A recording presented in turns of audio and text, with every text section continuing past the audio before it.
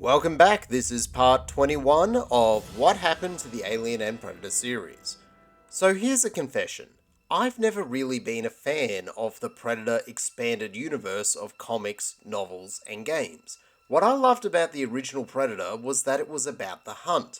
There's a ton of great subtext there about the most dangerous game, what makes someone a killer, and how the predators, as a species of hunters, serves as a dark mirror to humanity's own killer instincts. That to me is what made it fascinating. Then came the expanded universe of comics and novels and games and all that, and it felt like the writers just threw what I loved about the Predators out the window and instead chose to write Star Trek fanfiction. Suddenly, the Predators weren't really about hunting anymore. They were made into Klingon ripoffs. They had codes of honor, warrior castes, duels, ritualistic combat, and a made-up language of consonant-filled grunts. A lot of the fans just ate this up. There's a loud subset of fans who actually prefer this version of the Predators over the original movies. But I think I'm in the minority here when I say I can't stand this direction. It's like they had a great idea for a character and just threw it away. Because to me what made the Predator interesting was that it was essentially an alien big game hunter with khaki, a pith helmet and a rifle. More like General Zaroff from The Most Dangerous Game, or, I don't know, Van Pelt from Jumanji. To me the Predator's more like that rich dentist who shot Cecil the Lion, not, Worf. And to me there's a lot of ways that you could have expanded this universe from the hunter angle. Predator game reserves, black market poaching, overhunting causing ecological collapse, rival clans sabotaging each other's hunts. Maybe the predators intentionally start wars just to create some hunting grounds. It's like there's so much potential in the hunter angle, and it just keeps getting thrown out for let's do Klingons, but with predators. So it's probably no coincidence that the more the movies leaned into this expanded universe lore, the more I disliked them. The AVP movies drew a lot from the expanded universe, and I didn't like them. Predators took the species to a game reserve planet, and it was awesome. That was a great movie.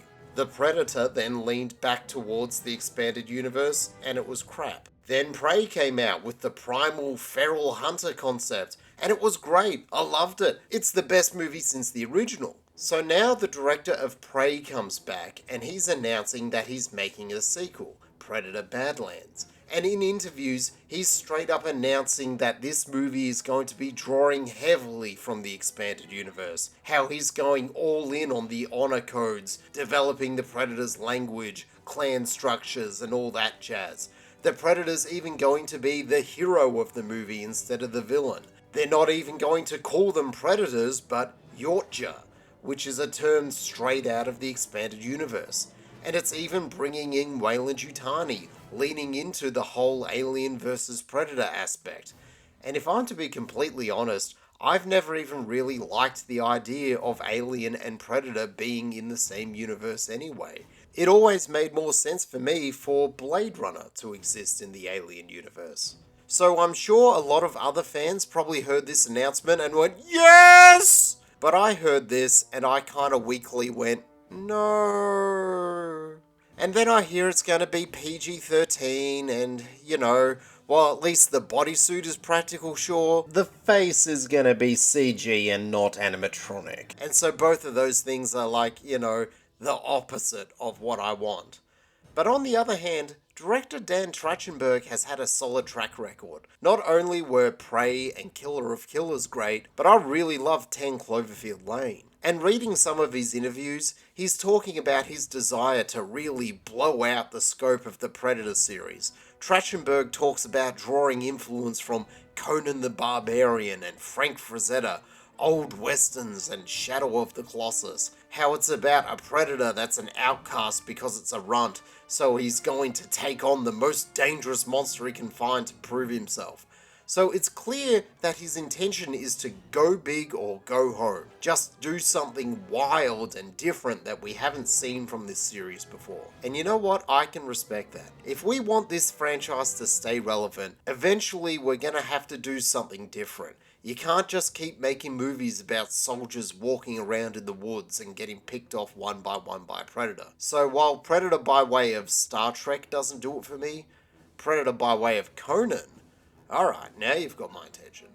So now I've seen the movie, and I realise I need to check my expectations at the door. I need to stop judging the movie based on what I wanted it to be as a fan, and start grading it on what it actually is.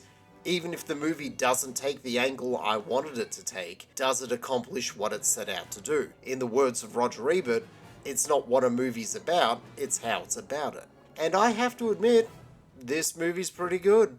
At its core, it's a Campbellian, Robin Crusoe-style mythic story about the boy who goes out on a hunt to become a real man. But instead of a boy, it's a predator, learning about whether or not being a hunter is even what he needs to be. So Predator Badlands follows Dec, a predator, Yorkshire, that has been outcast from his clan for being the runt of the litter. Desperate to prove that he's not a weakling, Dec goes to the planet Genna to hunt the most dangerous animal in the universe, the fabled immortal Kalisk. For if he can just kill this thing, maybe he'll prove to his daddy that he's worthy.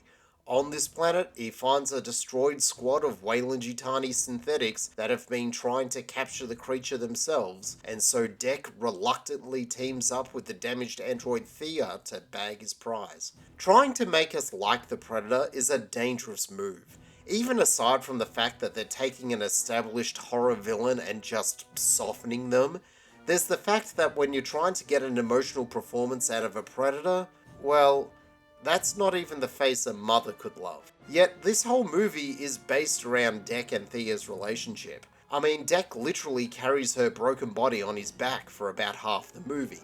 And they have a nice arc. Dec has to have basic concepts of empathy explained to him by Thea, but in ways that his solitary warrior mind can understand.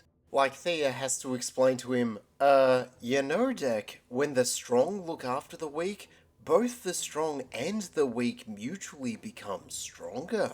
Or she says, Dec, animals that hunt in packs, they're actually more powerful than animals that hunt alone. This kind of thing is common sense to you or me, but to Dec, this is kind of mind-blowing. So, on a kind of deeper level, it's a movie about that moment in life that a lot of us go through when you realize that what you were raised to believe, the traditions and customs that you just accepted as a matter of fact growing up, might not be all there is to the world. And so later on, when Dec turns on his predator culture to go save Thea and friends, it feels earned.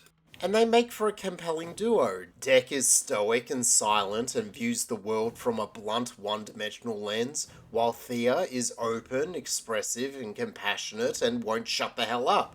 It's just strong writing. The first half of the movie is our characters learning to survive the planet's hostile flora and fauna. It's a planet where everything's trying to kill you, even the bloody grass is razor sharp.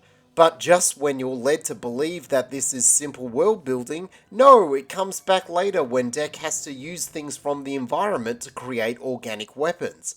I love that kind of setup and payoff that is woven in so seamlessly that it almost makes you feel stupid for not seeing it coming. And the movie pulls this trick a few times. The movie looks great. I can really see that Frank Frazetta influence. Everything has that mythic but roided up elemental aesthetic, with exaggerated landscapes with jagged cliff faces, giant monsters, and massive buff predators armed with even more massive weapons. Basically, the movie looks like a cover from Heavy Metal magazine. But it does suffer from the problem that a lot of these CGI-heavy productions do. Like, apparently all but 15 shots in the movie are visual effects shots, and you can really tell in the worst way. Everything has that floaty feel where there's no weight to anything.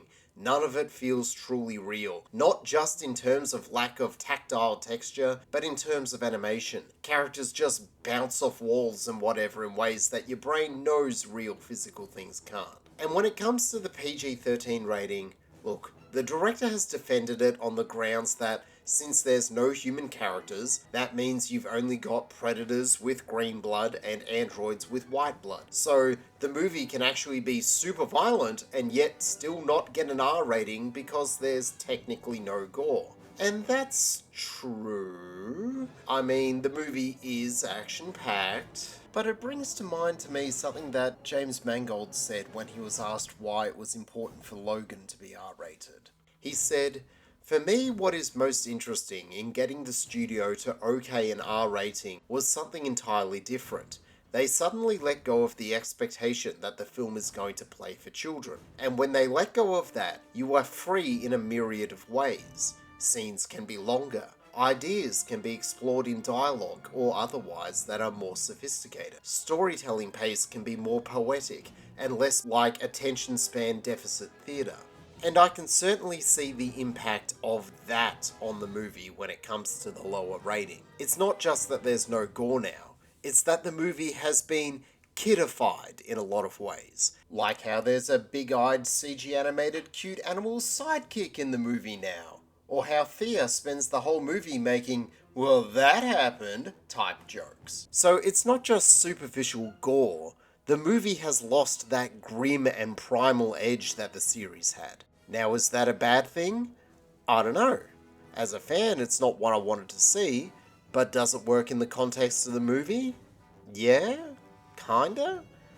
So to cap off, I'll say this is a good movie, but I want to caution the studio. What's good about the movie is that it's different from what we've seen in this series before.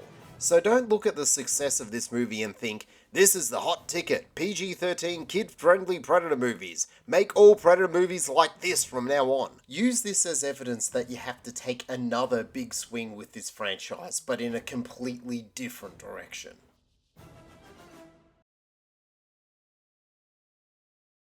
So, when I bought tickets for this movie, I say to my girlfriend, sorry babe, I can only get us seats right up front. And she says, that's okay, he's only a little predator, he won't take up much of the screen.